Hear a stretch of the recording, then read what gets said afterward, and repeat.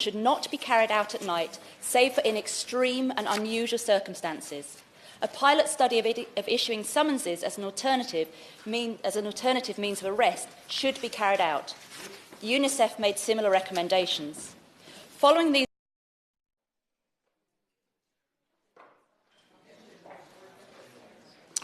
Order. Just before I call Sarah Champion to move the motion, the debate is highly oversubscribed.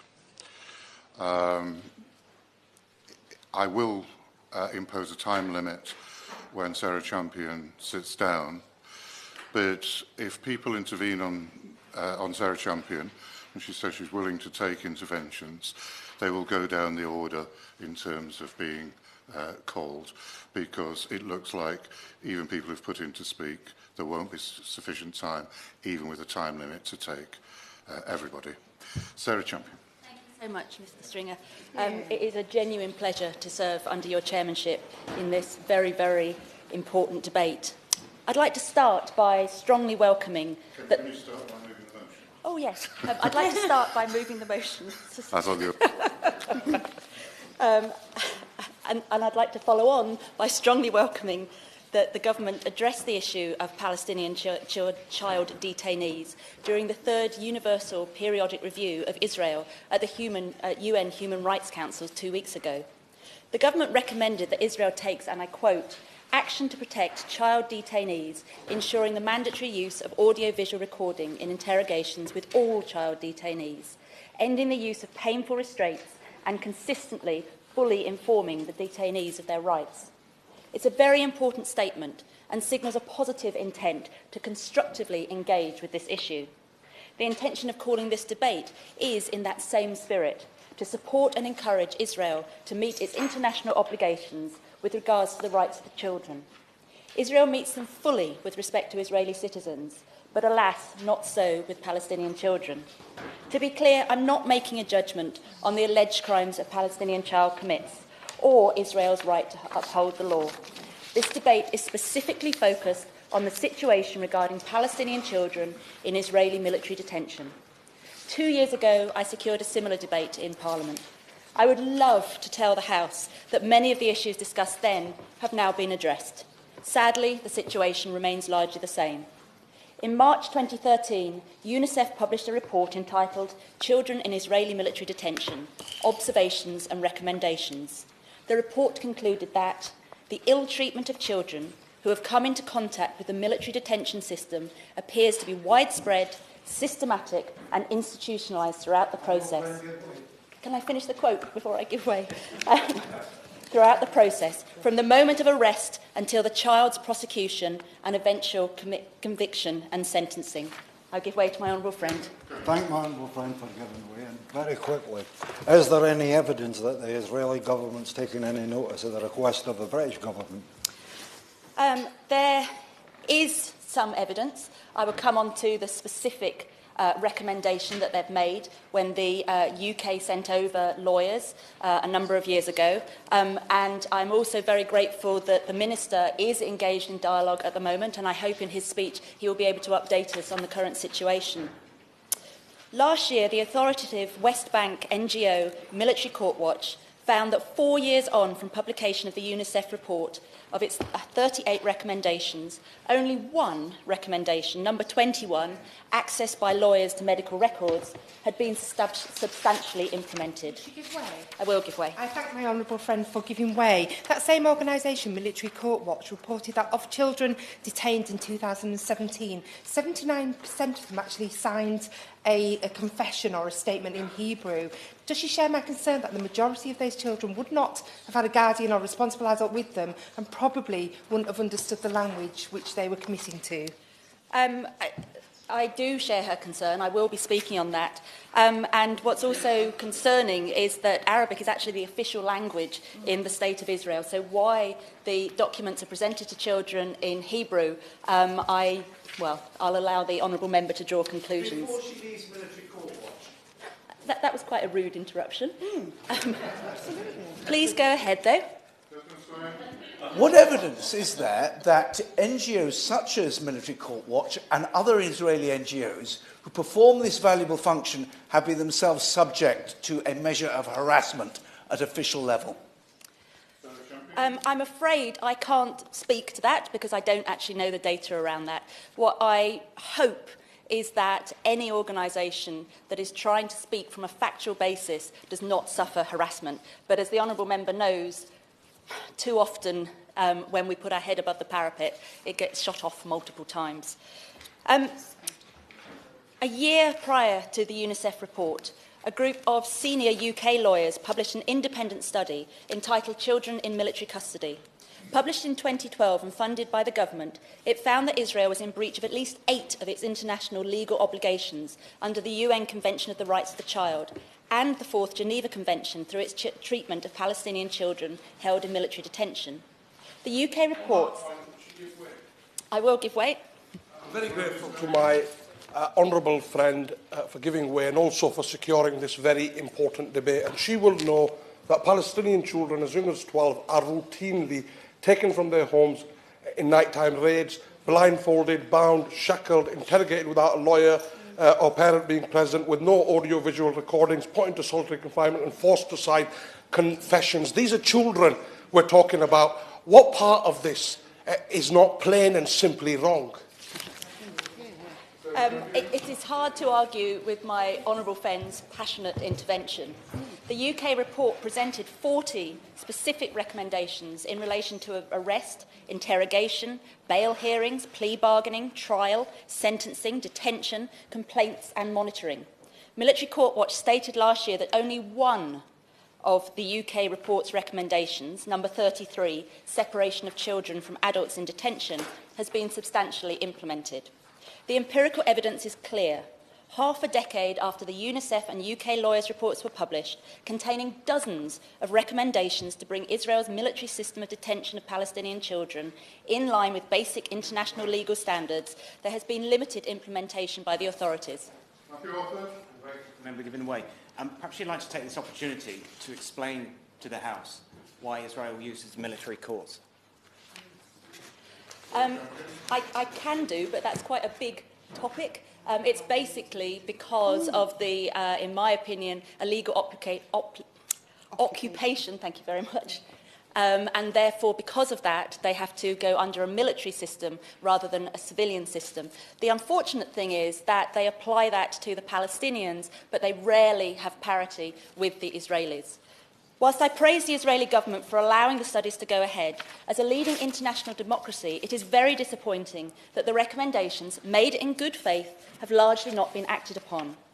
I will now address specific areas I would like the Minister to focus on in relation to this topic. Can I just ask the Minister?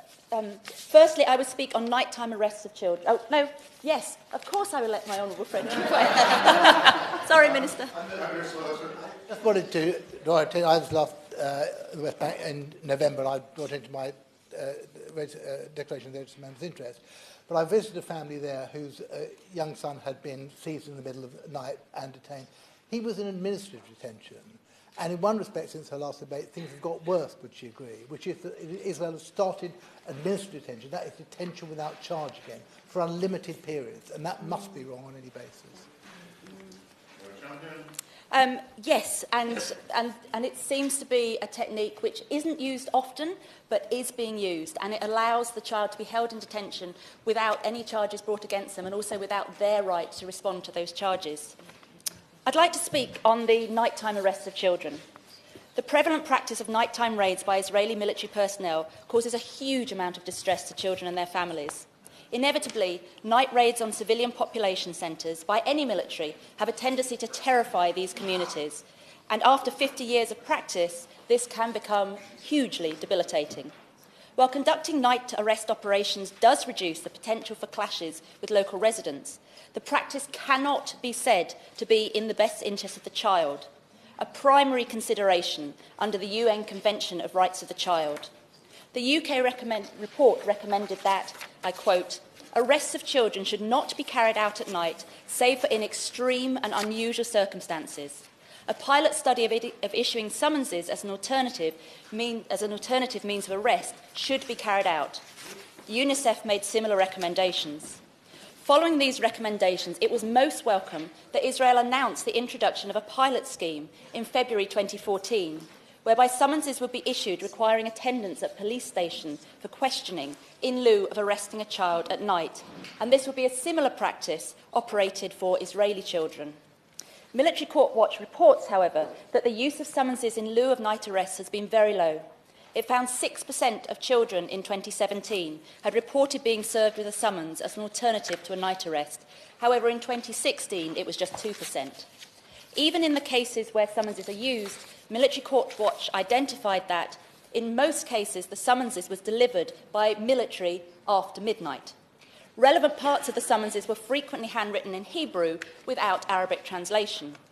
Relevant information, such as the nature of the accusation, was missing, and no reference to the child's legal right was included in any of the summonses.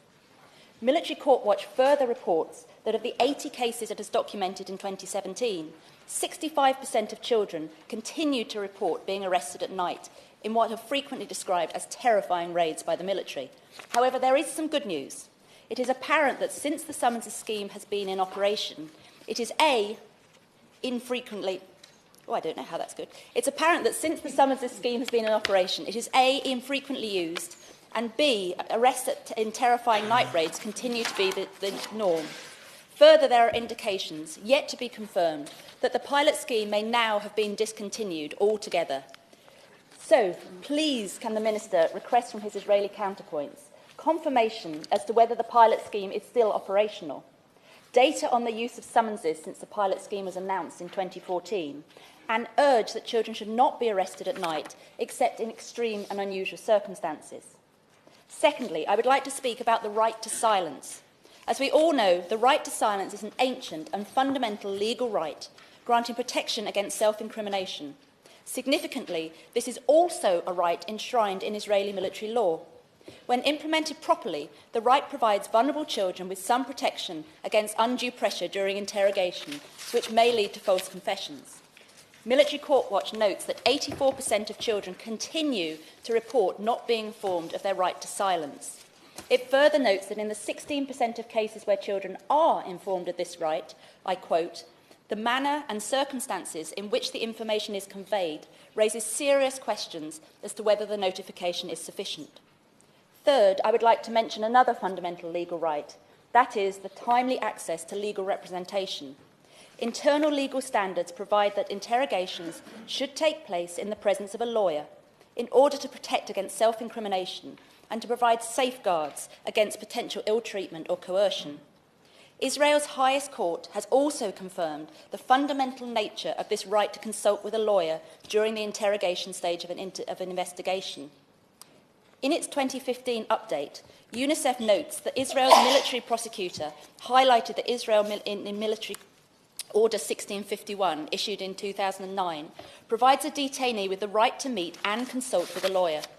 Although military law is silent on when this consultation should take place, it is accepted that it must occur prior to questioning, subject to limited security exceptions. However, like in many situations, there is a large gap between the law and what happens in practice. The honourable friend give way? I will. Does my honourable friend condemn the short-sighted and dangerous rhetoric of the President of the United States when he threatened to cut off Palestinian aid at the recent Davos conference? Does my honourable friend agree with me that should this happen, the UK must ramp up its financial aid to Palestine so that Palestinians, especially children, do not pay for Trump's fanatical worldview? I do agree with my honourable friend, and as is in this debate today, I think we forget when we put these statements on the public record that they do have a direct, immediate effect. We hope the speech today has a positive one, but in the case of Donald Trump, I can only say that he's had a very negative impact on the relations between the two countries. I will give way. Just on the point of representation, isn't it right that in a geographical area that has two separate laws applied to it, under the civilian code applying to Israeli children, there is a requirement for a parent to be in attendance during interrogation. And also there's an undertaking for interrogations not to occur at night. The same isn't reflected in the military rules, and isn't it a great shame that they couldn't match the same up? I do agree with my honourable friend, and there are many, many examples where there isn't that parity. And that's one of the things that I urge the Israeli government to look at, because it's blatantly discrimination and does not need to go ahead. Yes. Military Court Watch reports that 80% of testimonies they collected in 2017, of the 80 testimonies, 81% of children reported not having access to a lawyer prior to the interrogation. As a result, most children continue to consult with a lawyer for the first time in the military court after the critical interrogation phase is over. Against this context, the UK legal charity Lawyers for Palestinian Human Rights have implemented a Know Your Rights campaign in partnership with Defence for Children International Palestine to empower and educate Palestinian children in the occupied West Bank to secure their basic rights if detained in Israel's military detention system. The campaign started in 2014 and is ongoing due to the Israeli authorities' continuing non-implementation of basic human rights and due process safeguards. I therefore ask the Minister to engage with the Israeli authorities to ensure, as a bare minimum, that 1. At the time of arrest, all children should be informed in their own language of their right to silence, and relevant documents should also be provided to them in that language. 2. All children must be able to consult with a lawyer of their choice prior to interrogation, and preferably also during interrogation. 3. In order to ensure compliance, a breach of these principles should result in the discontinuance of the prosecution and the child's immediate release. And 4, I further ask the Minister to urge Israeli authorities to allow a parent or guardian, as my honourable friend has said, to accompany the child during questioning, a right afforded to Israeli children when questioned by Israeli police. And now turn to the practical safeguard of audio-visual recording of interrogations. The UNICEF and UK reports recommended audio-visual recordings of all interrogations of children. Audio-visual recordings provide an essential further safeguard against potential ill-treatment or coercion. Audio recordings also provide protection to interrogators against false allegations of wrongdoing. One would assume this would be a win-win outcome. Possibly, in response to these recommendations, the military authorities issued Military Order 1745 in September 2014, requiring the audio-visual recording of all interrogations of minors in the West Bank. However, the order limited this protection to non-security offences, thereby rendering it largely redundant, as most offences involving Palestinian children, including stone throwing and protesting, are classified as security offences. Therefore, I ask the Minister to urge Israeli authorities to remove the security offence exemption from the military court order, providing for audio-visual recordings of detainees, and ensure that all interrogations of children should be audio-visually recorded, and the tapes should be made available to the child's lawyer prior to the first hearing. I'd now like to say something about the prevalence of confessional evidence in the military court system and the process by which these confessions are obtained. It is both extraordinary and disconcerting that Israel's military court system has a conviction rate of 95%, according to its own figures. Confessional evidence is central to the securing of convictions in this system, both direct confessions and confessions by others. Effective scrutiny of these confessions is virtually impossible due to the lack of basic legal safeguards to which I have already referred. There is compelling evidence that the lack of legal protections of Palestinian children is destructive for their safety and welfare. An expert psychiatric opinion from Dr. Carman, commissioned by Physicians for Human Rights Israel, considered the emotional and developmental factors that lead children to make false confessions during interrogations. The implications of these confessions should be understood by all of us, and so I quote, "The violent arrest process and psychological interrogations methods mentioned lead to the breaking of the ability of a child or adolescent to withstand the interrogation and flagrantly violate his or her rights. These interrogation methods, when applied to children and adolescents, are equivalent to torture." On that point. I will not, let me go through, and then you might answer your own question. These methods deeply undermine the dignity and personality of the child or adolescent and inflict pain and severe mental suffering. Uncertainty and helplessness are situations that can too easily lead to a child or adolescent to provide the requested confession out of impulsiveness, fear or submission. It is a decision that is far from free and rational choice. These detention and interrogation methods ultimately create a system that breaks down, exhausts, and permeates the personality of the child or adolescent and robs him or her of hope. These methods are particularly harmful to children and adolescents who live in poor, isolated populations in a state of conflict, political tension, and/or severe social stress, such as the occupied Palestinian population. The harmful effects on children can also harm the society to which they belong. Every child has the right to be a child, to his or her dignity, and to protection from all forms of violence. I'll give way to my honourable friend and then I'll come. A retired Israeli soldier told me that the explicit instructions for such night operations were to be carried out in such a brutal manner as to achieve exactly the effect the Honourable Lady refers to. I'm very grateful to my honourable member for bringing that. Sadly, I've spoken to also retired Israeli soldiers and have heard similar tales. My honourable by-election friend. I thank my honourable friend for giving way. She's making a very, very powerful case. And I have also witnessed the military courts in protest. Would she also agree with me, as a result of the issues that she's just raised, and the scale of this, with 313 Palestinian minors being held data at the end of November 17, that not addressing this issue is likely to have longer-term consequences for getting a proper peaceful solution to the Israel-Palestine issues, and that it would be helpful for the Minister to also update on what commitments the Israeli government has made. I agree with that, and I look to the Minister if he could deliver on that as well. I'd be very grateful. I'd take the intervention from my colleague from Ealing. Honourable friend for giving way, and she will remember that a year ago she and I both served on a cross-party delegation with members from both this side of the House and with Conservative members of Parliament as well. And she's quoting some very horrific statistics and powerful testimony, but would she not agree with me that the terror in the eyes of kids who sometimes had thrown stones from being in those military courts is often even more powerful than these scary figures, you know, statistics in isolation? Sometimes people can't get a grip on them. And this debate should not be about the wider geopolitical situation, but about the well-being of children, after all.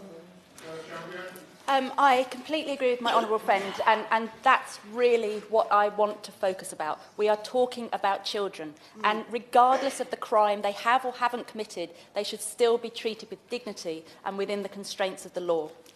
The arrest process and interrogation methods referred to by Dr. Cameron were described in great detail in the UK and the UNICEF reports.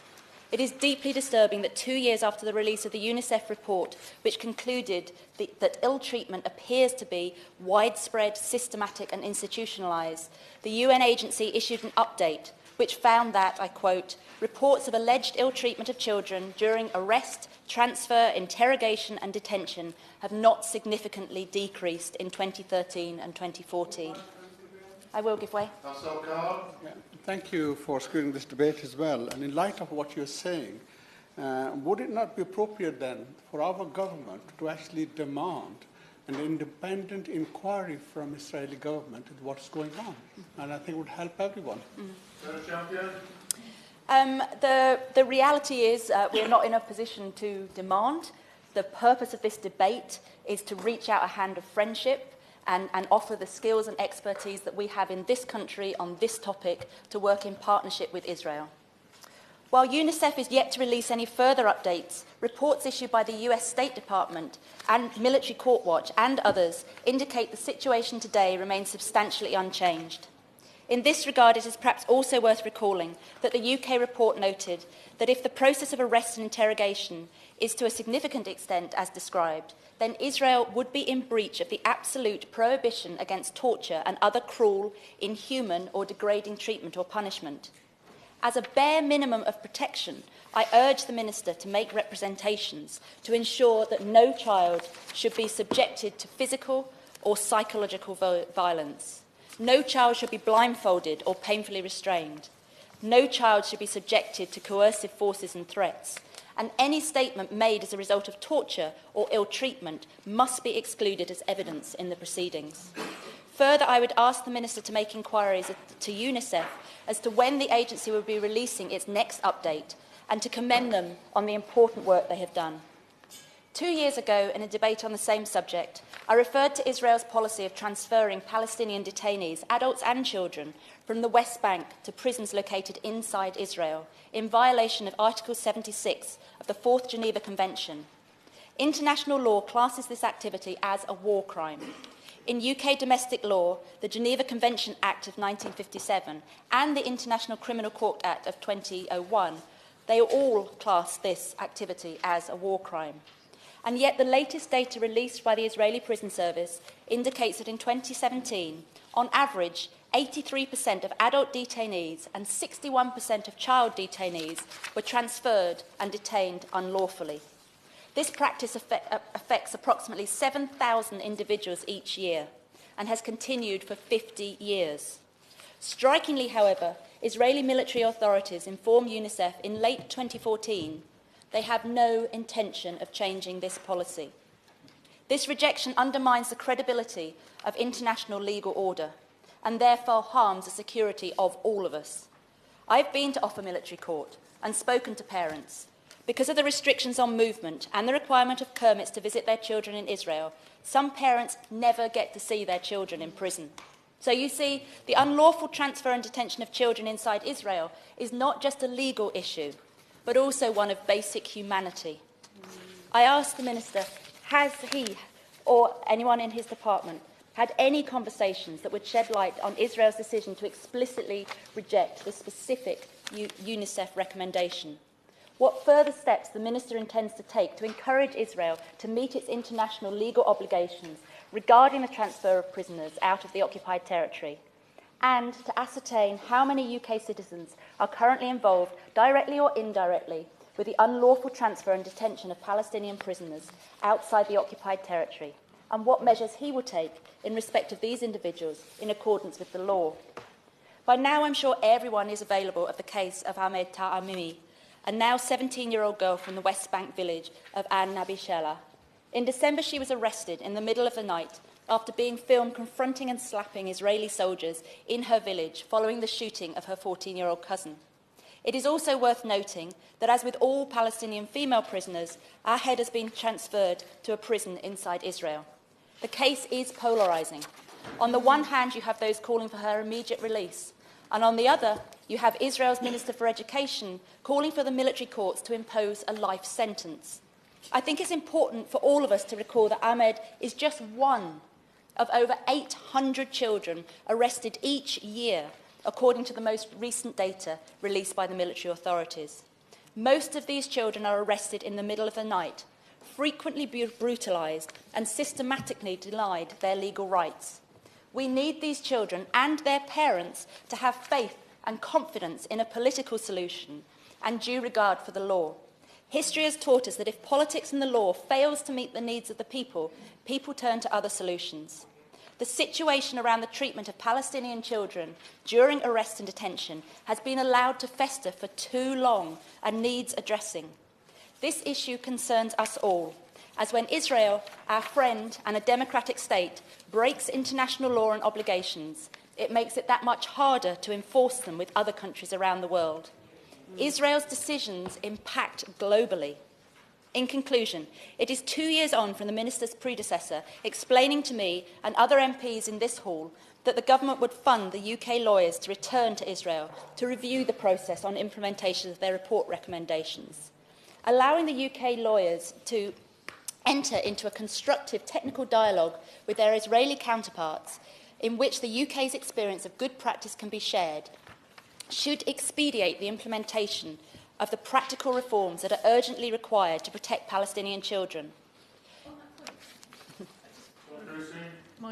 Honourable Friend is making a very powerful speech about a lot of very difficult, complicated issues. I just wonder, before she sits down, if she would also tell us where she sees the role of NGOs and human rights organisations, perhaps in some of the discussions that she thinks that the government could be having with the Israeli authorities. She's obviously talked a lot about the research they've done, but in terms of practically, say, for example, things that we have here around prison visiting, does she see a role for our human rights organisations in these issues? My honourable friend makes a fantastic point. I have worked, and I'm sure many people in this House have worked with both Israeli and Palestinian organisations, plus international ones. They are trying to both stabilise the situation there and offer their help and support to come forward with a practical solution that meets both the needs of the children, but also the broader needs within both countries. I'm aware that I have asked very many specific questions of the Minister. I know that this is a debate which a lot of people want to speak in, so I understand he may not be able to answer all of my concerns here and now, but if the Minister could write to me with his thoughts on the areas, I would be most grateful. Thank you very much, Chair. I'm going to impose a 3-minute time limit. The SNP spokesperson has kindly offered 3 or 4 minutes of his time, so I will call the SNP spokesman at about 3:34. John Howell, please. Great pleasure to serve under your chairmanship. Let me refer to my register of interests. And let me also start by giving some background. In 2011, in the face of riots, more than 3,000 arrests were made and more than 1,000 people were issued with criminal charges. Around half were under 21. 26% of were juveniles aged between 10 and 17. 21% were arrested for bottle or stone throwing. 158 male youths of 16 years of age or under were given a custodial sentence. That is not a description of Israel. It's a description of the UK under the riots that took place in 2011. So the questions I would ask is, why has there been no Westminster Hall debate on the treatment of minors by the Palestinian authorities, on the allegations of rape in Egyptian custody, and the death sentences imposed on... No, I won't give way. On the death sentences imposed on minors in Saudi Arabia. The singling out of Israel ignores the facts that Israel faces extensive acts of terror on its territory. It ignores the facts that Israel has established military juvenile courts, shortened the period of initial remand, stressed the rights of minors, raised the age of minority to 18, enacted a statute of limitations regarding the prosecution of minors, given parents legal standing and strengthened legal representation for minors. It also ignores the cooperation of Israel in the light of the 2012 FCO-funded report. The British Embassy in Israel said, "We welcome Israel's focus on the particular needs of this more vulnerable category of detainees." And the pilot programme to which the Honourable Lady referred in the West Bank to issue summons easing the need to arrest at night is, as far as I am aware, still continuing. If Israel were to use civil courts instead of a military one, it would be accused of simply annexing the West Bank. Nevertheless, we must recognise that fuelled by intimidation, that is intimidation that denies Israel the right to exist and that glorifies terrorists and Nazi sympathisers, fuelled by that intimidation, 30% of attackers against Israel have been Palestinian minors under the age of 17, but with the majority of them being in the 16 to 18-year-old category.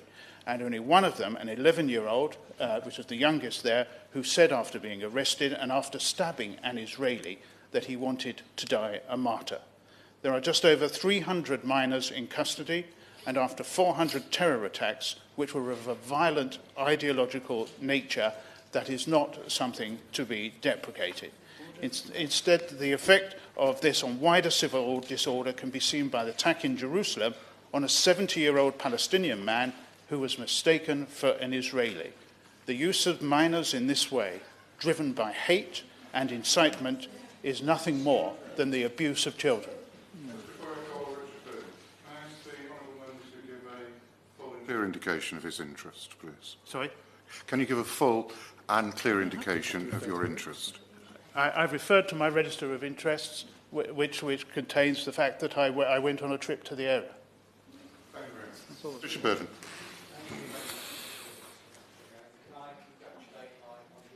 Member for Rotherham, on securing this important debate and the really comprehensive way in which she moved the motion. I also want to commend the Minister, actually, and the Government for their approach to Israel's third periodic review at the UN Human Rights Council and the leadership they showed on this issue there. Now, on the issue of military detention, there are a number of core recommendations from a range of bodies over the past 6 years that are relevant here. In 2012, the Foreign Office Commission Children in Military Custody report was published. That found that Israel was in breach of at least 8 articles of international human rights law and international humanitarian law. In 2013, as my honourable friend has said, UN Committee on the Rights of the Child report expressed concern that recommendations it had made in 2002 and 2010 have been fully disregarded.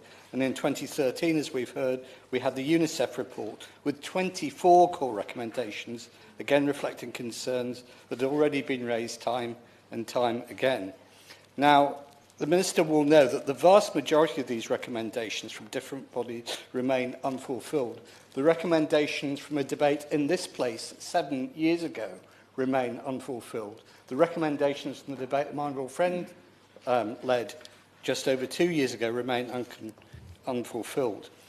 He will also know that in February 2016, a follow-up mission to the UK lawyers' visit to investigate this situation was cancelled. Why? Because the Israeli authorities withdrew cooperation from it. Now, I know that the Minister cannot magically fix the world's problems, even though I'm sure he would like to try that. But I would ask him to do 2 specific things arising from this debate. The first is to push for a thorough review of the implementation of the recommendations of the 2012 report, which was, after all, commissioned by his own department, including seeking from Israel an assurance that they will facilitate a return mission so that those lawyers, independent lawyers, can make an assessment of if and how things have changed since they made their first report and what is going to happen in the future. And the second thing I'd ask him to do is this, and that's to continue and follow through on the approach that the government took to Israel's third periodic review last month. And as part of that, what I would appreciate is if the Minister could outline how he intends to follow up on those recommendations. It's absolutely right that the government has called for Israel to put right those problems. The question is what is done about it. Ross Thompson. Thank you very much, Mr. Chair. It's a pleasure to serve under your chairmanship. And I thank the Honourable Lady for taking this debate forward and draw members' attention to my register of interest for a trip I took to the region in 2016. I believe in human rights for all people around the world, and Palestinian children are no exception. Israeli authorities, be they military or civilian, have a duty to uphold those human rights and ensure that their justice system is fair and proportionate. It is right, therefore, that the UK government has raised its concerns with the Israeli authorities, and we should continue to engage with Israel to improve its practices. Moreover, as ever, the ultimate solution to these problems is a comprehensive peace agreement between Israel and the Palestinian Authority, and I welcome the fact that this government continues to advocate for both sides to return to the negotiating table and resume peace talks. At the same time, however, we should be careful not to fall into the trap of accepting the simplistic narrative of an anti-Israel propagandist. This is a complex issue that cannot be solved with a round of Israel bashing. The Palestinian Authority rules over a society where it is easy for a child to be led into accepting terrorist ideology. The Palestinian Authority, not Hamas, but the so-called moderates in the Palestinian Authority, name schools after terrorists, give them honours and pay them monthly salaries. At the same time, they delegitimise the existence of the State of Israel and the Jewish presence in the region and deny the Jewish connection to much of this region's history. Is it... No, only with 3 minutes, no thank you. Is it any surprise, then, that some young Palestinians are becoming so radicalised that they're willing to engage in or incite terror? Since 2015, there have been dozens of cases of terrorist stabbings perpetrated by Palestinians under the age of 17. If we criticise Israel, then we must also criticise the Palestinian Authority. whose own security forces record with children leaves a lot to be desired. In the region alone, we must also criticise Saudi Arabia for executing children, and Iran for executing people who were arrested when they were children, and Egypt for, according to Human Rights Watch, allegedly torturing children. So, yes, let's call for Israel to improve its practices and uphold the rights of Palestinian children. But then let's also acknowledge the complexities that Israel faces. Let's also stand up for the rights of children worldwide. And let's also call for the Palestinian Authority to stop honouring terrorists and build a society where children are less easily radicalised. When we act with respect and consistency, we may find that we actually get better results. Very good. Holland. Thank you, Chair. It's a pleasure to speak in such an important debate, and I congratulate my honourable friend from Rotherham for securing it. It is important that this debate is grounded and based on human rights for children.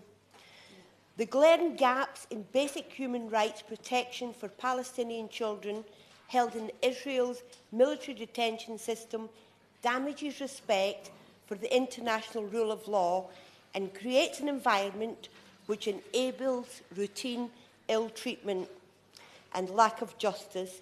As we have already heard, the majority of children are detained from their homes in the occupied West Bank during the middle of the night.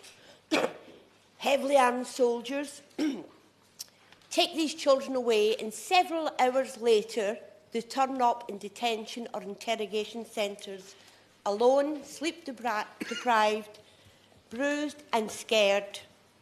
Interrogations tend to be coercive, including a variety of verbal abuse, threats and physical violence that ultimately results in a confession.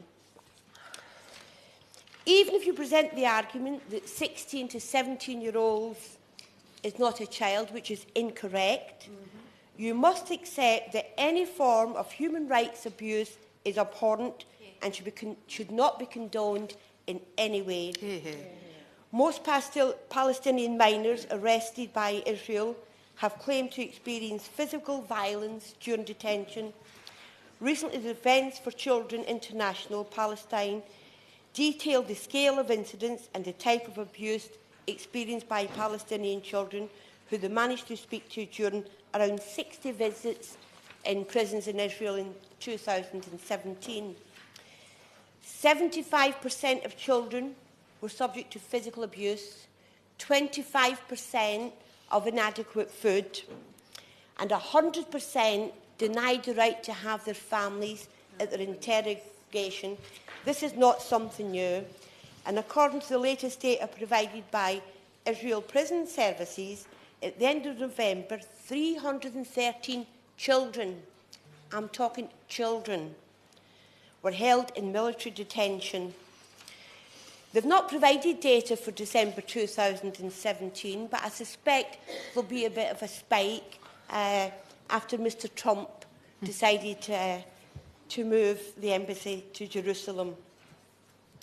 As a grandma and a mum, it shocks and disturbs me that people, never mind children, are being treated in such an appalling way. At the end of the day, colleagues need to ask themselves whether they think it's acceptable to label a child as a terrorist, and I would urge the Minister to use all his powers. Your Honour, Cherry. Thank you, Chair.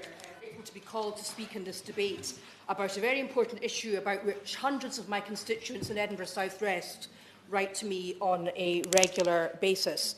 In October 2016, I visited the West Bank on a cross-party parliamentary delegation with the Council for Arab-British Understanding and Human Appeal, and I refer to my register of interest in that regard.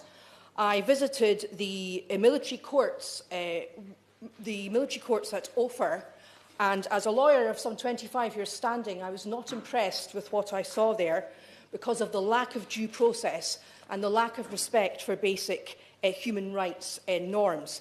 To give one example, we observed a trial of a young Palestinian man for allegedly throwing stones at a settler car. The man's interrogator who the defendant claimed had assaulted him during interrogation, was in court as a witness, his gun casually slung in the back pocket of his jeans. It was claimed that the interrogation was conducted in Arabic, and that alongside the statement an audio recording was taken. However, the audio recording was nowhere to be found, and the level of the interrogator's Arabic was revealed to be insufficient to be able to obtain and record a fair and accurate statement. The only transcript of the interview was in Hebrew. In a fair trial, in a democracy that respects the rule of law, that case would have been thrown out. It was not. And that is the gravamen of the issue here. The issue is not about military law, because sadly the West Bank is under a hostile occupation, and occupations require military law, albeit that they're meant to be temporary, and this one has lasted 50 years. But having military courts, Chair, is no excuse to disregard the proper rules of justice and legal safeguards, particularly for children, but also for adults. There should be proper accounting for the physical and mental maturity of the detainees and an awareness of the long-term consequences of actions on children. This is not the case for Palestinian children in Israel's judicial system under military law in the West Bank, and something needs to be done about it. I've only been an MP for less than 3 years, and I remember when the Honourable Lady, whom I congratulate, secured a debate on this issue 2 years ago. We seem to be absolutely no further forward. Now, I know the Minister is a very honourable man and that he takes his duties, particularly in this area, very seriously. This is not just me speaking for myself as a result of what I witnessed. I'm speaking on behalf of hundreds of constituents who, as I say, write to me about this very regularly and feel passionately about it because they believe in human rights, due process and the rule of law. I look forward to hearing what the Minister is going to do about it. Andrew Percy. Thank you, Mr. String. It's a pleasure to serve under your chairmanship. I congratulate the Honourable Lady, who I know well and like a lot, and I thought that no, there's no but, and I thought the way in which she put the debate this afternoon was in many ways quite consensual. She acknowledged there had been changes in Israel. I would, however, take her to task on some of the things she didn't say in the debate. And this is the frustrating thing about debates on this subject is they do become very divisive, or as we've heard say, you either believe in human rights or you don't. This issue in particular is one in which we have to understand not only what is happening on the ground, but also the context in which Israel is operating these military courts. And as the Honourable Lady for Rotherham said, there have been some changes from establishing the juvenile military courts, the piloting the programme of minors being summoned rather than arrested in their home. And those are things that we should encourage and that I know the Minister will seek to encourage. But we should also understand that those are not simple things to implement either in a what is a hothouse as this part of the world is. You know, many people raise the issues that have been raised today, and many of them have been roundly denied and debunked. The issue of statements only being made in Hebrew and all the rest of it, as my honourable friend stated here. And there have been plenty of examples in which improper conduct of investigations have resulted in cases being thrown out, and any claim that a confession has been gained incorrectly does result in an independent review, and that's exactly as the process should be. Now, I don't have very long to speak, so I want to talk about the context of all this, because there are a couple of things the Honourable Lady didn't talk about, and that is the context, as my honourable friends who have made interventions earlier talked about, in terms of how these children and juveniles and young people are being used in this conflict. And if this were in any other part of the world, we would be calling some of these people child soldiers, and we would be concerned about how they are being wound up and forced towards this kind of violent behaviour against the people. I don't have time, no. So we must always tackle the issue of Palestinian incitement as part of this debate. Similarly, a lack of engagement from the West Bank authorities for non-custodial sentences, which just simply is not there. And we should also, when we have these debates, talk about what we can do as parliamentarians, some of whom take a I'm very proud to take a pro-Israel position. I'm not anti-Palestinian. I consider myself to be pro-birth. But those who take a different, more nuanced view on Israel, we should also talk about what we can be doing as parliamentarians, using our age, but and all the rest of it, to bring people together, because that's the best way of bringing an end to this conflict, is when young people, who generally, I used to be a teacher, I know they're quite positive in these things, actually are very open-minded. So, yes, there are concerns here, and I hope the Minister will address those, but there have been things that have happened, but we have to remember the very difficult context in which Israel is operating also.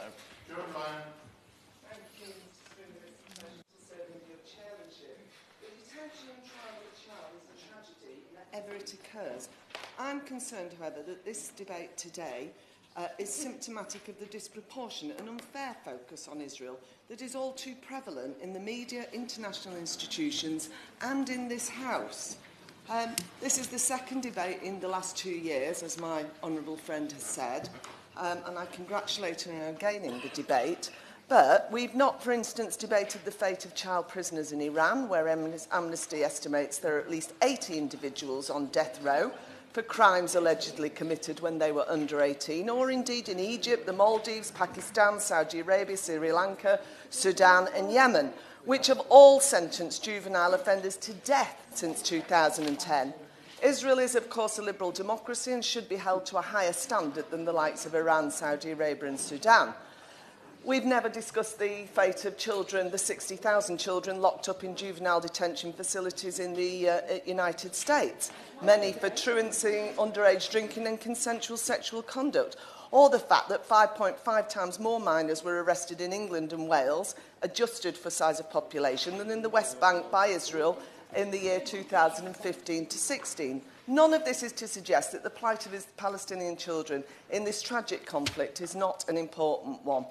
But we must make clear our deep and continuing concern at the Palestinian Authority's policy of inciting violence, a policy which unintentionally is aimed at children and young people. We see it, we see it in the manner in which schools and sports tournaments are named after terrorists. We see it in the newly revised curriculum which asks students to calculate the number of martyrs in Palestinian uprisings as a maths exercise. And we see it in the countless examples of anti-Semitism which litter children's TV programmes on official PA TV. I won't at this point. We must register our deep and continuing concern that the Palestinian leadership's attempt to recruit children into committing acts of violence. In December, Fatah posted to its Twitter account this photo of a young boy hurling rocks with a slingshot, together with a guide as how best to throw a rock.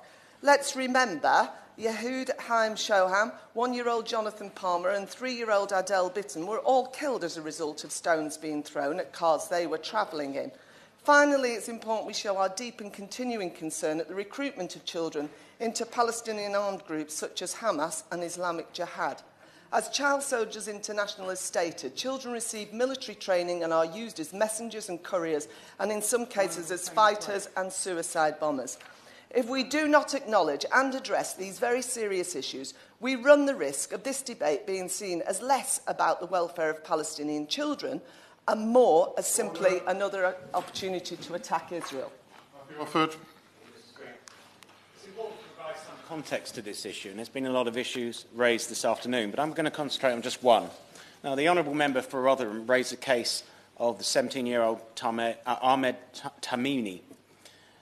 Now, we all know what happened to her now that she's been in prison, but I wondered if honourable members know actually what she said on Facebook straight after slapping an Israeli soldier. Out of earshot of the soldier, Ahed turned to the camera and said in Arabic, "I wish that everybody all over the world unite so we can liberate Palestine. Be it stabbings, martyrdom-seeking operations, throwing stones, everyone must do his part, and we must unite in order for our message to be heard that we want to liberate Palestine." Now, I know what martyrdom operations mean, and I'm sure many honourable members here also know what martyrdom operations mean. But that is why she was charged with inciting violence on social media. I won't at the moment. Now, I hope that the Minister shares my concern that the key part of this really sad incident has gone largely unreported, and that such sentiments are, in fact, a product of the hate-filled rhetoric of the Palestinian Authority, not of a 16-year-old child. No, thank you. Ahed was 16 when she was arrested. It's quite sad, Mr. Stringer, that some members find this amusing. I certainly don't. Ahed was 16 when she was arrested in December last year.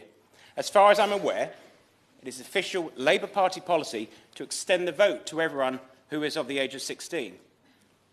I wonder if perhaps honourable members opposite believe that 16-year-olds should be held accountable for their actions, or do they not actually believe that? Whether it's engaging in stone throwing, incitement to hatred, or martyrdom operations, these are terrorist acts. I won't give it. These are terrorist acts. There is a judiciary in Israel, and it is better for politicians, whether in this country or indeed in Israel, not to involve themselves in the judicial process. As has already been stated, there have been occasions when cases have been thrown out because the evidence wasn't, in fact, there. So we must leave Israel to decide its own future, for it to live in peace and security, and for it to have its own laws of the lands. And we don't need honourable members here today to tell Israel how to live their lives. Paul Blomfield. Not under you. Order, please. Paul Blomfield. It's timely that you called me at that point, because I also wanted to speak about the case of Ahed Tamimi.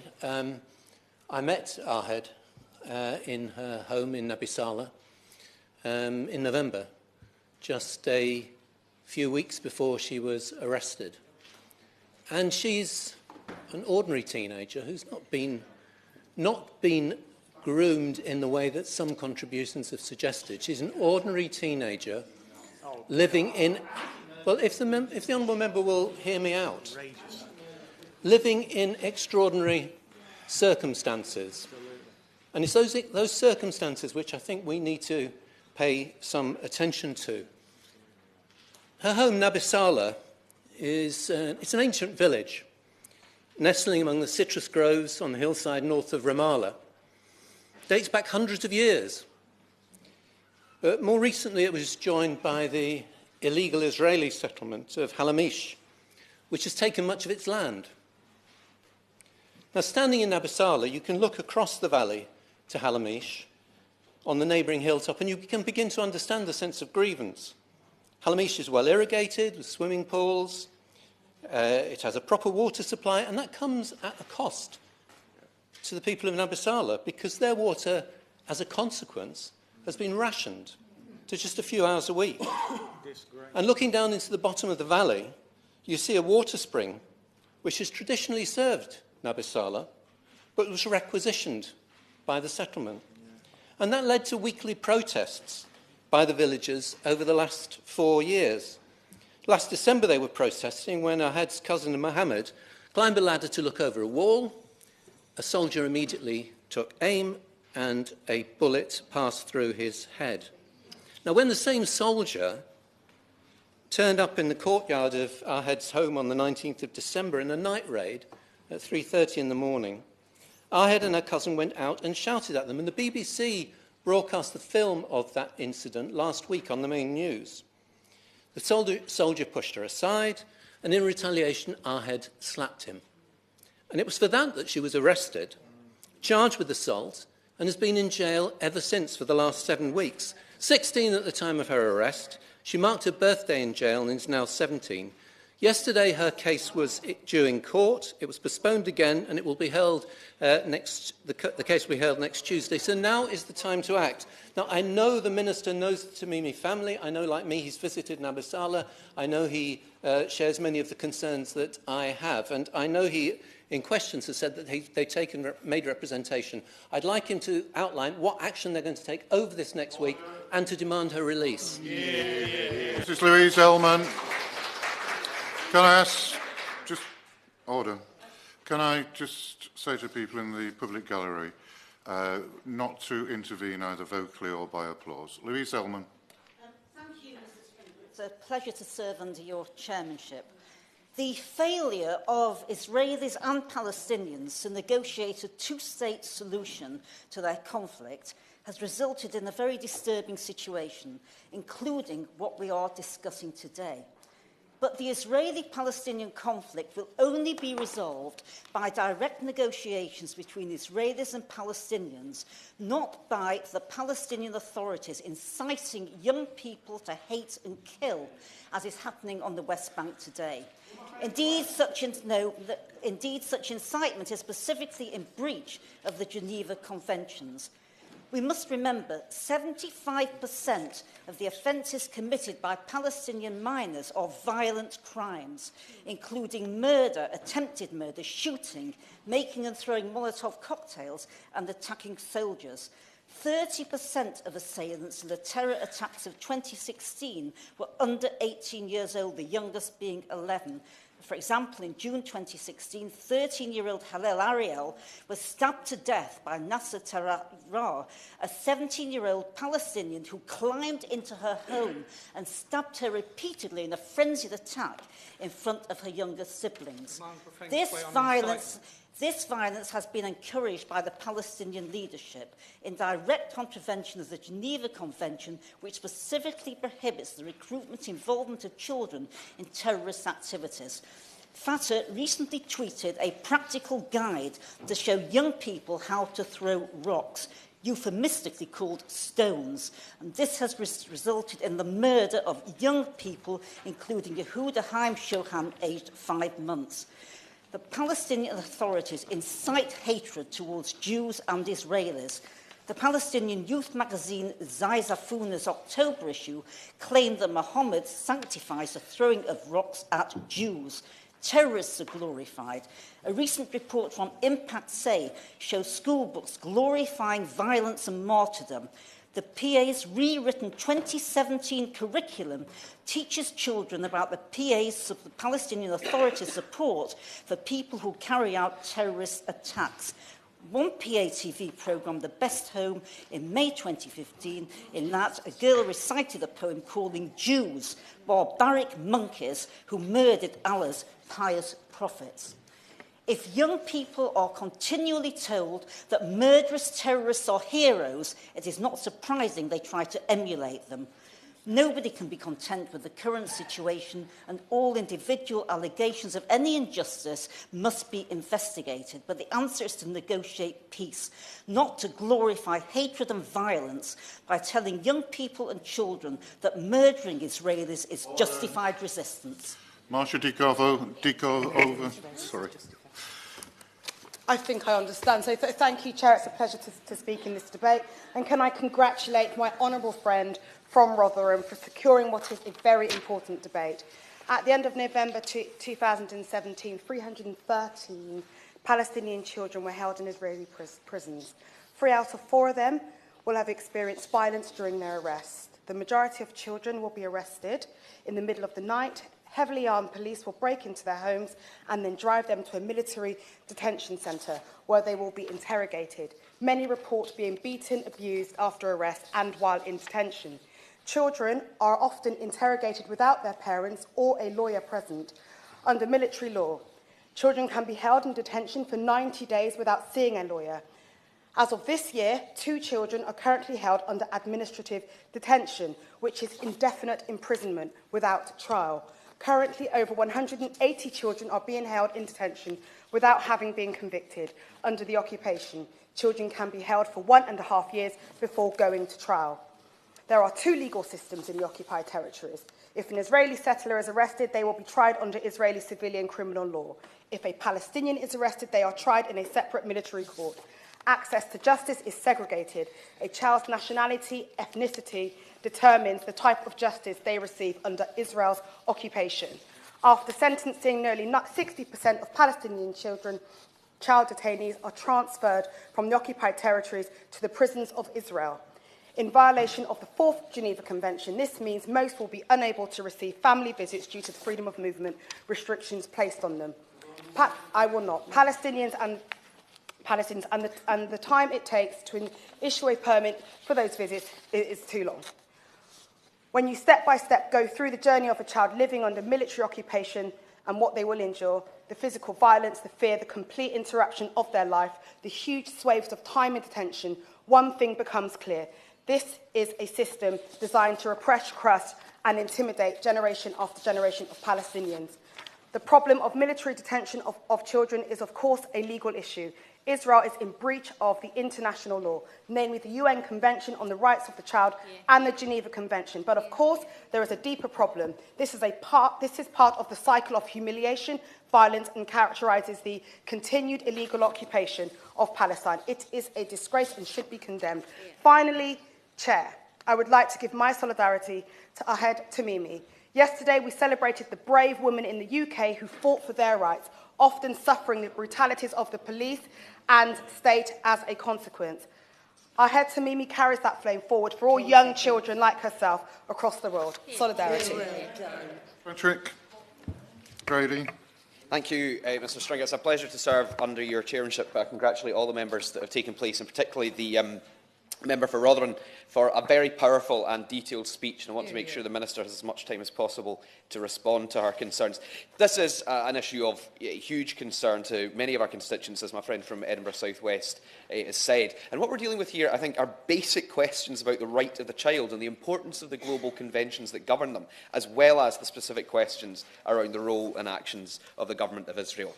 Now, the SNP condemns the arrest and detention and prosecution of Palestinian children by the Israeli government. We are deeply concerned about the increase in the number of children detained as a result of the escalation of tensions in the territory. And estimations, as we've heard, on the exact number vary, but it's clearly into the hundreds. And the reports of their experiences, many of which we've heard, night arrest, strip search, blindfolds, are extremely concerning, and particularly the issue, as touched on by my friend from Edinburgh West, of denied access to legal due process and access to lawyers. And as the member for Rotherham said in opening, this is unacceptable treatment, even on a basic human level, even before considering conventions and international human rights obligations and so on. But the reality is, no, I'm not giving way. Israel has ratified the UN Convention on the Rights of the Child and the optional protocol on children and armed conflict, but it has been slow to incorporate the principles and provisions of the Convention into its domestic legal system. And as we've heard, the UN Committee on the Rights of the Child in 2013 was also clear that Israeli actions, quote, constituted, quote, violations of the rights of Palestinian children and their families, feed the cycle of humiliation and violence, and jeopardise a peaceful and stable future for all the children of the region.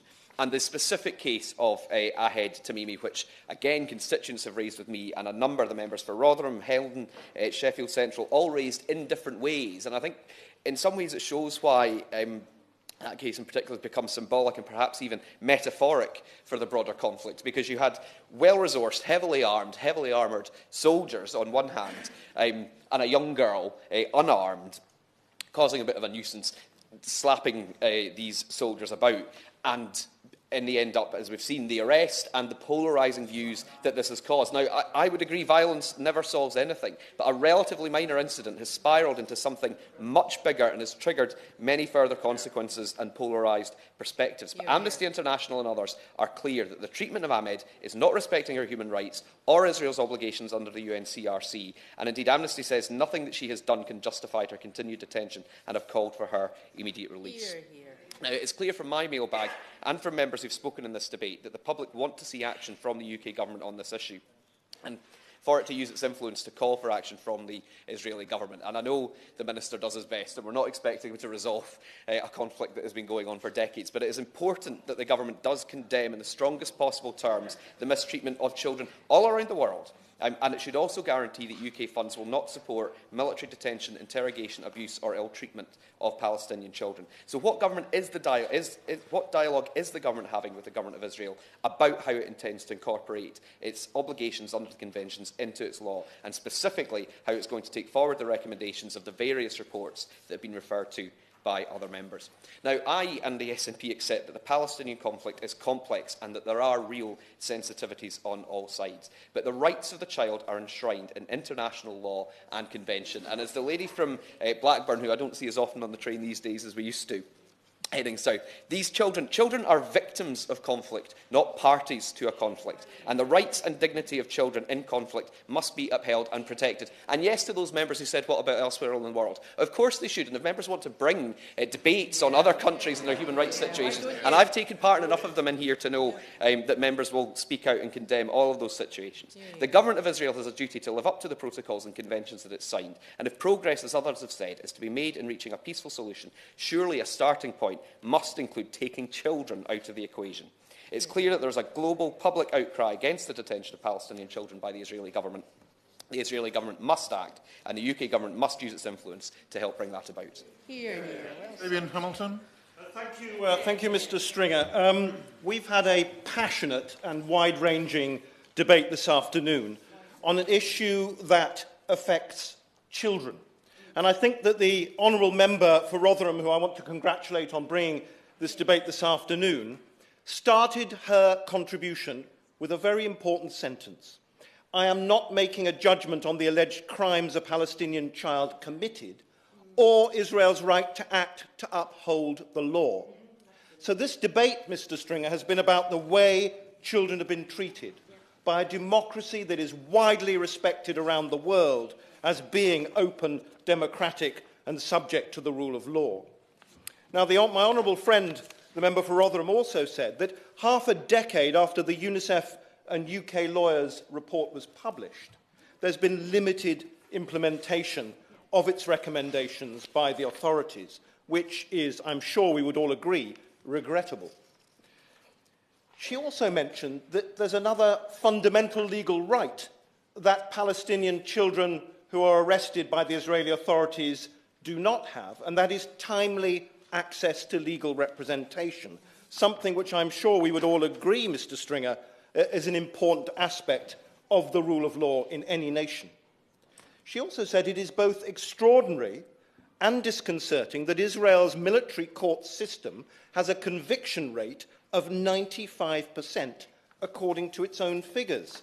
Well, we have to then question whether justice really is being done.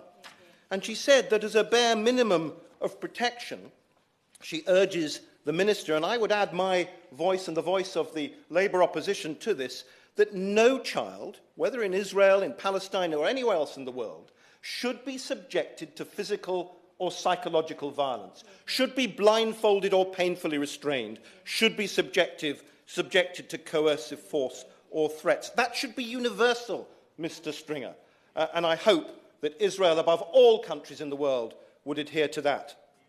We've also heard powerful contributions this afternoon from many honourable and right honourable members, including the honourable member for Henley, my honourable friend, the member for Birmingham Northfield, who has a strong record in upholding the cause of a Palestinian state living side by side with the State of Israel. He asked the Minister to push for a review of the recommendations of the 2012 report, and I hope the Minister will be able to offer us something on that issue. The member for Aberdeen South, who said that we must criticise the Palestinian Authority if we criticise Israel on its treatment of children. And yes, of course we must, because this is universal. This isn't just about Israel. It's about every country in the world that supposes itself to uphold the rule of law, to actually uphold the rights of the child too. My honourable friend, the member for Blackburn, made a good contribution. The honourable member for Edinburgh South West as well. The honourable member for Brigg and Goole pointed to the context in which Israel operates its military courts and mentioned child soldiers. But I would suggest to him that the way in which children are treated by Israel in the Palestinian territories is rather different to the recruitment of child soldiers in parts of Africa that we have seen in recent decades. The honourable member, my honourable friend for Enfield North, talked about the detention and trial of a child wherever it takes place being a tragedy, and she's absolutely right, of course, and comparing the situation in the occupied territories with Iran and Saudi Arabia. We've had debates in this very chamber on the issues of human rights, especially the rights of the child in Iran. We had contributions from the honourable member for Hendon, who knows a great deal about the subject, and my honourable friend, the member for Sheffield Central, who actually clarified the case of Ahed Tamimi, who he had met in Nabi Saleh, in her own village, and I think made it very clear that in the context in which her arrest took place, which seemed to me and many others who've heard this tragic case to be a gross overreaction to the way that that child behaved, given the pressures and the context of her arrest. My honourable friend, who always makes a rational contribution to any debate on Israel and Palestine, my honourable friend for Liverpool Riverside, pointed out that 30% of terror attacks on Israelis are carried out by Palestinians under 18, that the Palestinian authorities incite hatred against Israelis and Jews. And finally, my honourable friend, the member for Battersea, made a powerful contribution. Mr. Stringer, from the official opposition's point of view, I'll try and be as brief as I possibly can because we want to hear from the Minister, of course. As with any debate on issues relating to Israel and Palestine, it is always important, as I've said, to think about the context within which these children find themselves. And I'd ask the Minister, and I'd ask honourable members present, how much has actually changed since my honourable friend for Rotherham introduced her first debate on this issue in December 2016 here in Westminster Hall? Have things got better or have they got worse? We've heard about the 50 years of occupation of the territories, of the Palestinian territories, the increasing expansion of settlements, which are illegal under international law, that there's no plausible peace process ongoing at the moment. And we also know, of course, about Donald Trump's attempts to, as he sees it, help the situation by recognising Jerusalem as the capital of Israel, which has sparked the resurgence in tensions all over the region, not just in the occupied territories, not just in the Palestinian areas, but also, of course, in Jordan and other countries. There also have been cuts by the United States to UNRWA funding, which in itself has jeopardised the schooling and healthcare for Palestinian refugees all across the Middle East, including around 500,000 children who are currently being educated in UNRWA schools. The prospect of a two-state solution, which I'm sure every member in this room supports, seems at the moment to be increasingly far off. The Labour Party, as honourable members will know, has a strong policy of recognising the state of Palestine as an attempt to help the process of a two-state solution. Back in November, when I visited the region with my honourable friend, the member for Islington South and Finsbury, the Shadow Foreign Secretary, we met both Israeli and Palestinian politicians who are struggling to engage with young people in the area, a generation that is being badly let down by their own leaders. Now, other members this afternoon, Mr. Stringer, have reflected upon the numerous problems in the system that allows child prisoners to be kept, sometimes, as the honourable member for Hammersmith, who was with us when we actually met children in the occupied territories last November, has said that, sorry, I've lost my thread here, the arrests are often made, as has been referred to today, late at night, often in Hebrew, very traumatic for the families concerned. There is a disparity, as we've heard, in the treatment between Israeli and Palestinian children, in the way in which evidence is collected, and many other disparities between the treatment of settler children who are Israelis under Israeli law and Palestinian children who are treated under military law. So finally, Mr. Stringer, in order to give the Minister enough time to respond to the many questions, there is a long-term problem in the increases in hostility between the Israeli Defence Forces and Palestinian children under 18-year-olds. When I was there in Calandia back in November with the Shadow Foreign Secretary, we heard firsthand from a 14-year-old girl who had been arrested herself because she witnessed her brother's arrest in the middle of the night, posted critical comments on Facebook, and was then arrested herself. These children are the future leaders of a Palestinian state. What kind of future awaits people on both sides if these children grow up to fear and despise their Israeli peers for the treatment that they themselves have received? So finally, Mr.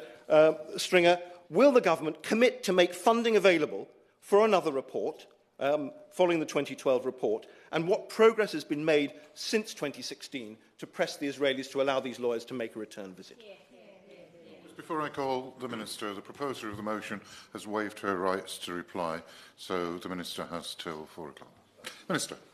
Thank you, Mr. Stringer, and as always, as a fellow Manchester man, it's a pleasure to serve under your chairmanship. And to begin by thanking the Honourable Lady for Rotherham for initiating the debate and all the colleagues who've spoken. I won't be able to refer to each speech in the manner of the spokesman for the opposition, the member for Leeds North East. I think did a remarkable job to cover as much ground as he did, but I'll refer to what I can. But to say to the Honourable Lady, I thought it was a comprehensive and forensic contribution. I will indeed take her up on the offer of responding to a number of questions by letter, which I'm happy to make available to any colleague in relation to the debate. I thank her also for referring right away to the United Kingdom's position on the Universal Periodic Review, to note, as I will come to mention, what the United Kingdom has sought to do in this particular instance. I'd also say right at the outset, some very hard things have been said today. Colleagues speak for themselves and must justify their own words. But suffice it to say, there is an element of truth in almost everything that has been said on both sides. And that should be salutary to all of us. We're talking about incitement, we're talking about killing, we're talking about the death of children, we're talking about the loss of land. In short, the catalogue of despair and misery which has haunted the lands we've been talking about for much too long. And we set all that in that context. As I want to devote most of what I want to say to the specific issue raised by the Honourable Lady in terms of the rights of children, let me not ignore the issue raised by a number of those who spoke on this side of the House and by the Honourable Ladies for Enfield and for Liverpool Riverside in relation to incitement, and set it in that context right at the beginning. The UK strongly condemns the use of racist, hateful language that can stir up prejudice. We frequently press all sides on the need to refrain from provocative actions, incitement and inflammatory rhetoric. Israel and the Palestinian Authority need to prepare their populations for peaceful coexistence, including by promoting a more positive portrayal of each other. Engaging in or encouraging incitement, hateful action or language makes it more difficult to achieve a culture of peace and a negotiated solution to the conflict. We frequently press all sides on the need to refrain from these things. There are too many on each side to bring up on individual occasions. There has been a suggestion in the past of a trilateral forum in which Palestinians, Israeli and a third party can discuss specific incidents. I hope we might be able to return to that idea. No, I won't, if the honourable gentleman doesn't mind. There's a limit and there's an awful lot to get through. As I said in the House on the 9th of January, Israel's treatment of Palestinian minors, particularly the practice of holding them in military detention, remains a human rights priority for this government as set out in the UPR. Clearly, the whole situation is inextricably mixed up with Israel's occupation of Palestinian territories. This is also why there are no civilian detention facilities. The situation will not be resolved until a settlement is negotiated that serves the interest of both sides, and I'll return to that later. Children are entitled to special protections and due process under international humanitarian law. These protections are reaffirmed in the UN Convention of the Rights of the Child, to which Israel is the state party. Many of the issues that have been raised today come fully within that convention. Just to take a phrase from the first sentence, states parties recognise the right of every child alleged as, accused of or recognised as having infringed the penal law to be treated in a manner, quotes, consistent with the promotion of the child's sense of dignity and worth. That covers quite a lot. I don't stint from making very clear that Israel needs to live up to what is in conventions that it signs. We're talking here about everybody responsible who has to bear the need to respond to obligations, and that's one right up there. We do recognise, and a number have said on both sides, that Israel has made some progress towards fulfilling these obligations. It's reduced the number of detainees aged between 12 and 14, increased the age of maturity from 16 to 18, established separate juvenile courts, enacted a special statute of limitations for minors. But our assessment is that Israel is still falling short and needs to do more to safeguard vulnerable people in their care. In 2012, The FCO sponsored an independent report on children in military custody, as has been raised, by leading British lawyers. It made 40 specific recommendations for protecting child detainees, including that Israel should make audio-visual recording mandatory in interrogations, and that's been raised by a number of colleagues, stop using painful restraints, and inform detainees fully and consistently of their legal rights. To our knowledge, Israel has only implemented one of these recommendations. We have repeatedly and publicly, and I do so again, called upon Israel to fulfill its international legal obligations. In answer to what do we try and do about this, I raised our concerns during my visit to Israel last summer, and our ambassador in Tel Aviv raised the issue with the Israeli Justice Minister as recently as December. We have a regular dialogue with Israeli authorities on legal issues relating to the occupation, as part of which we discussed the treatment of Palestinian children in military custody. Our 2016 Human Rights and Democracy report explicitly referred to Israel's treatment of children in detention, and this year's report does likewise, as colleagues will see when it's published shortly. We also raised the issue at the UN Universal Periodic Review last month, as I said, and while welcoming the positive steps that Israel has taken since the last review in 2012, we urge them to take further action to meet their obligations. We also continue to urge them to implement in full the recommendations I mentioned earlier. The Honourable Lady, in her speech, also said something else of significance. She spoke about, and particularly from her background, an understanding of wanting to help in this situation. It serves no one's purpose to be able to use the detention of minors as a weapon in this long-running dispute, and it serves nobody's interest to defend a situation if minors are treated wrongly. It serves us all to work towards a situation where those who are engaged in detaining those for infringement of law do so only in a manner absolutely conducive to their obligations. It's in that spirit that the United Kingdom continues its efforts. We're committed to helping the Israeli authorities make the necessary changes. Last year, we invited the Israeli authorities to attend expert discussions with the Metropolitan Police to share their more than 30 years of UK experience of implementing regulations designed specifically to protect the rights of minors in detention. Because do we have to arrest young people? Yes, we do. But it's all a question of how you do it and in what context. We have been disappointed when that invitation was declined. The invitation still stands. It's not a threatening invitation. It's not a condemnatory invitation. It's an opportunity to put something right. And that invitation still stands, and we hope it's taken up in due course. Can I turn to Ahed Tamimi? As the Honourable Gentleman for Sheffield Central said, I do indeed know the family. I can't recall whether I met Ahed Tamimi when I was in the village, but I do know the Tamimi family. And although I can't verify absolutely everything he says, I recognise the description of the village that he gave. It's absolutely correct. From the village, you can see the settlement on the other side, and you can see the water that is the source of distress and discontent in the area. This particular case has rightly kept the issue of the mistreatment of child detainees in the spotlight. Footage of her arrest, aged 16, for slapping an Israeli soldier has been shared widely online. None of us were there in order to hear everything that was said. I do know that quoted remarks from her, quoted on television in Arabic, have not been translated in a manner that her lawyer recognises, and we're not entirely sure that what is said. But the language is there, it's on television for people to hear.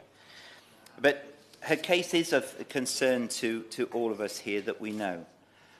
I said in the House the other week that it was a sad case, and I repeat that. I don't in any way wish to excuse Ms Tamimi's behaviour in answer to the many letters I have had since I said what I said in the House, nor do I condone her treatment.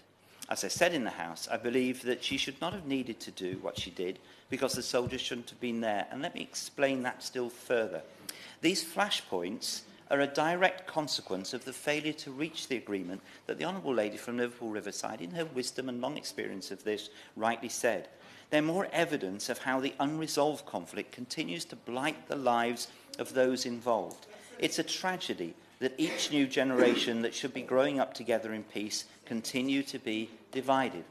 It's not that the Israeli soldiers did not have a right at the time to be in land that they're occupied. They did. It's not that young lady should have done what she did. She shouldn't. But the circumstances just shouldn't now be arising, because we should have settled this. And that is as important for Israel as it is for the Palestinians. So we're following developments on her case closely. And while it's ultimately a matter for the Israeli authorities, we've raised our concerns with the Israeli ambassador here in London and the Ministry of Foreign Affairs and the Ministry of Justice in Tel Aviv. Let me conclude, as I've done in previous debates. I find these debates incredibly sad. We shouldn't be having them because the situation which gives rise to them needs to end. And that can only happen with the resolution of issues by direct negotiations between Israel and the Palestinian people. I don't find it incompatible to believe passionately in the existence and the security of the State of Israel and justice for the Palestinian people, in lands I first visited 40 years ago, based upon the efforts of peacemakers over the years. I also believe passionately it's never too late, though it might soon be so. So the UK will do all it can and make every effort and strain every sinew to work for, upon the resumption of the Middle East peace process, to support those who wish finally to bring that conflict to an end. Israel is a close and trusted friend of the United Kingdom. As such, we don't shy away from raising our serious concerns about the detention and treatment of minors in military facilities, but we understand the context in which Israel works, as everyone in this room does. But the situation we've described today is just one of the many compelling reasons why we will continue to support progress towards a two-state solution. I want to see a situation in which it's no longer the case that a young IDF conscript and a Palestinian youngster has the options they seem to have at the moment, so that they have a better chance of a better future together. The question is that this House has considered military detention of Palestinian children by Israeli authorities. As many as are of that opinion say aye. To the contrary, no. I think the ayes have it. Order, order.